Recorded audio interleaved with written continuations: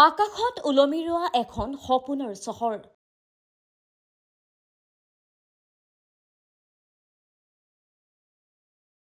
মাটিৰ পৰা আধা কিলোমিটাৰ ওপৰত বতাহত ভাহি থকাকৈ নিৰ্মাণ হ'বলৈ গৈ আছে এখন নতুন চহৰ, য'ত মানুহৰ বাবে থাকিব সকলো অত্যাধুনিক সুবিধা।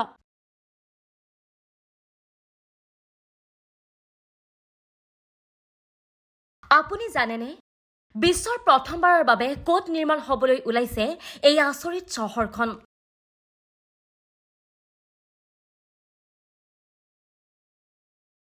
বিশ্বৰ আটাইতকৈ ওখ অট্টালিকা বুৰ্জ খালিফাৰ অভিলেখ থকা ডুবাইয়ে এতিয়া আন এক নতুন অভিলেখ সৃষ্টি কৰিবলৈ ওলাইছে।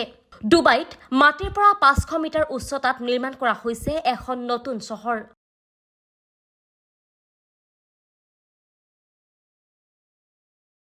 বিশ্বৰ আটাইতকৈ ওখ অট্টালিকা বুৰ্জ খালিফাৰ বাবে বিখ্যাত ডুবাইত অদূৰ ভৱিষ্যত এনে এক অনন্য অট্টালিকা হ'বলৈ গৈ আছে।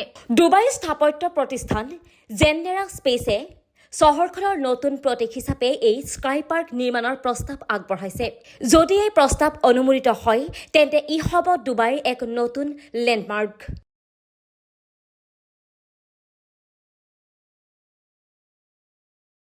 বুৰ্জ খালিফাৰ চাৰিওফালে 550 মিটাৰ দৈৰ্ঘ্যৰ ডবল ৰিঙৰ আকৃতিৰ নিৰ্মাণ কৰা হ'ব।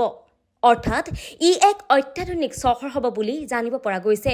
মাটিৰ পৰা 500 মিটাৰ উচ্চতাত নিৰ্মাণ কৰা হ'ব আৰু ইয়াৰ ব্যাস হ'ব 3 কিলোমিটাৰ বহল। এই চহৰত ৰাজহুৱা, বাণিজ্যিক আৰু সাংস্কৃতিক অনুষ্ঠানৰ বাবে থাকিব ঠাই। ডাঙৰ ডাঙৰ কাৰ্যালয়, কোম্পানীবোৰৰ বাবে কামৰ ঠাই, টেৰেছ হাউচ আৰু বিলাসী শ্ব'ৰুম থাকিব। এই আধুনিক চহৰখনৰ পৰাই সমগ্ৰ ডুবাইৰ এক দাৰ্শনিক দৃশ্য দেখা পোৱা যাব। তাত বসবাস কৰা লোকসকলে বিশুদ্ধ বতাহ পাব।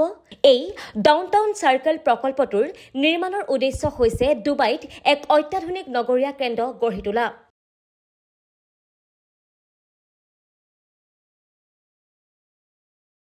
আচলতে এই চহৰ নিৰ্মাণৰ বাবে মাটিত কেইবাটাও খুঁটাত থিয় হৈ থকা দুটা আঙুঠিৰ আকৃতিৰ ৰিং হ'ব, যিবোৰ সেউজীয়া বেল্ট অৰ্থাৎ স্কাই পাৰ্কৰ জৰিয়তে একেলগে সংযোগ কৰা হ'ব। এই সমগ্ৰ প্ৰকল্পটো প্ৰাকৃতিক পোহৰেৰে আলোকিত কৰা হ'ব আৰু তাত বহুতো গৱেষণা কেন্দ্ৰও নিৰ্মাণ কৰা হ'ব।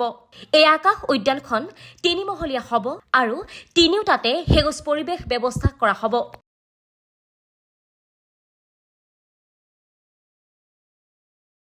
বতাহত আধুনিক চহৰ নিৰ্মাণৰ এই ধাৰণাটোৰ জৰিয়তে পৰিৱেশ সুৰক্ষাৰ বাবে আৰু ব্যৱহাৰকাৰীক এক নতুন অভিজ্ঞতা প্ৰদানৰ বাবে কৰা হ'ব।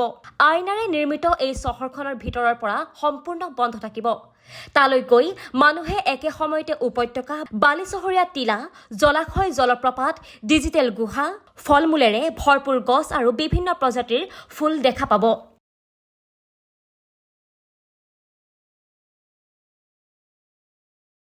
এই ভৱনত বৰষুণৰ পানী সংগ্ৰহ কৰি সৌৰ শক্তিৰ সৰ্বাধিক ব্যৱহাৰৰ বিষয়ে ব্যৱস্থা কৰা হ'ব। লগতে বতাহ ফিল্টাৰ কৰাৰ ব্যৱস্থা থাকিব। মানুহক বতাহত ওলমি থকা এই চহৰলৈ নিয়াৰ বিশেষ ব্যৱস্থা কৰা হ'ব। সমগ্ৰ এই চহৰখনতে পথ টেক্সি চলিব, যাতে ই এটা মূৰৰ পৰা আনটো মূৰলৈ যাব পাৰে। এই পথ টেক্সিসমূহ ঘণ্টাত 100 কিলোমিটাৰ বেগত চলিব। ইয়াৰ লগতে নিম্ন স্তৰত ৰেল নেটৱৰ্কৰো ব্যৱহাৰ কৰা হ'ব।